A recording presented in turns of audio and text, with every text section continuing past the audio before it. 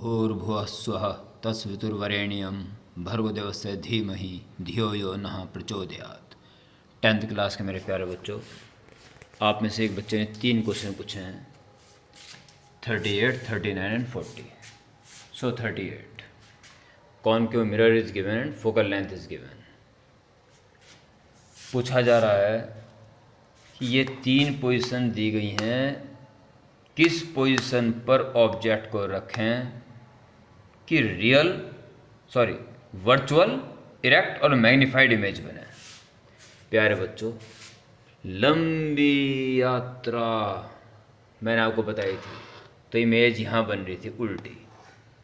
बहुत देर तो इमेज हिली नहीं थी, ऑब्जेक्ट बहुत दूर से पास आ रहा था, और जब इसके बियॉन्ड आ चुका था तो उसने इसको छोड़ के थोड़ी थोड़ी बड़ी होनी शुरू हो गई थी। और जैसे ऑब्जेक्ट पूरा सी पे आ गया था तो इमेज पूरी सी पे आके बिल्कुल इक्वल साइज उसने धारण कर लिया था। ऑब्जेक्ट भी और अंदर जाता है तो इमेज बड़ी होकर इधर जाती है, वर्चुअलिटी नहीं आएगी, भी रियलिटी बनी रहेगी, साइज बड़ा होना शुरू हो जाएगा। प्यारे बच्चों, एफ पे आते ही इमेज का इन्फाइनाइट बना तय हो जाता है, और एफ को क्रॉस करते ही इमेज फिर इस साइड बन जाती है वर्चुअल, इरेक्ट एंड मैग्नीफाइड।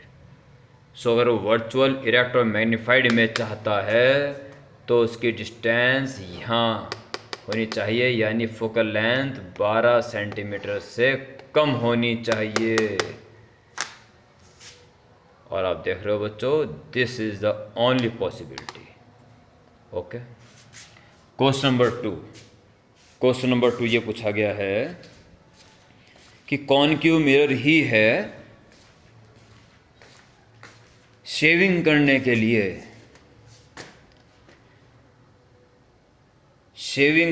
लिए, या जैसे ये मेरा फेस है, मुझे शेविंग करनी है तो मुझे अपनी इमेज यहाँ दिखाई देनी चाहिए ना, सीधी दिखनी चाहिए ना। मेरी नाक का मुँह नीचे है तो क्या मिरर में मुझे नाक का मुँह ऊपर होना चाहिए? नहीं, शेविंग नहीं बना पाऊँगा। सीधी इमेज इस तरफ चाहिए, और इमेज अभी मैंने कहा है पहले क्वेश्चन में, इधर जब इमेज बनेगी जब ऑब्जेक्ट एफ को पार कर जाएगा, यानी ऑब्जेक्ट डिस्टेंस इस 25 सेंटीमीटर से कम हो। So there is only one possibility, part B is correct answer.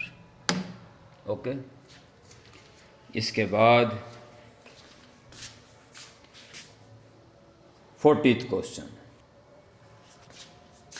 ये सी दी गई 15 सेंटीमीटर फोकल लेंथ वाला कॉनकेव मिरर, और ऑब्जेक्ट को एक बार 35 पे, एक बार 30 पे, एक बार 20 पे, एक बार 10 पे रखा गया है। पूछा इसमें से कौन सी पोजीशन पर मैग्नीफाइड और रियल बने। तो आप जानते हो प्यारे बच्चों, रोशनी कहाँ से आ रही, सी को पार करते ही बड़ी इमेज बननी शुरू हो जाती है और रियल बनी रहती है जब तक एफ को पार ना करे।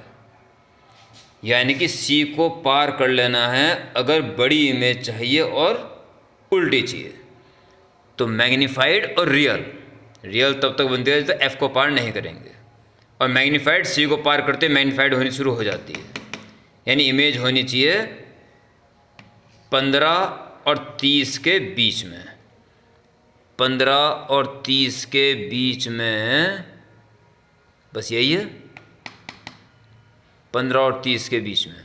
Yes, C is the right alternate of part 1। फिर कह रहा मैग्नीफाइड ही होनी चाहिए परंतु वर्चुअल हो। वर्चुअल तो मेरे बच्चों समझ चुके, तो एफ को पार करते वर्चुअल बन जाएगी, मैग्नीफाइड तो रहेगी। तो इसके लिए पोजीशन होनी चाहिए 15 से कम, 15 से कम। So D is the correct answer. Third, diminish होनी चाहिए और रियल होनी चाहिए। डिमिनिश्ड प्यारे बच्चों, सी से पहले जो तो ऑब्जेक्ट रहेगा वो डिमिनिश्ड ही रहेगी, यानी कि 15 दूनी 30 से ज़्यादा होना चाहिए। 30 से ज़्यादा है only 35। A is the correct answer. And fourth part, same size as that of object. बच्चों, अब तक आपको याद हो चुका होगा, ऑब्जेक्ट जैसे ही सी पे आ जाएगा सेम साइज इमेज बनेगी।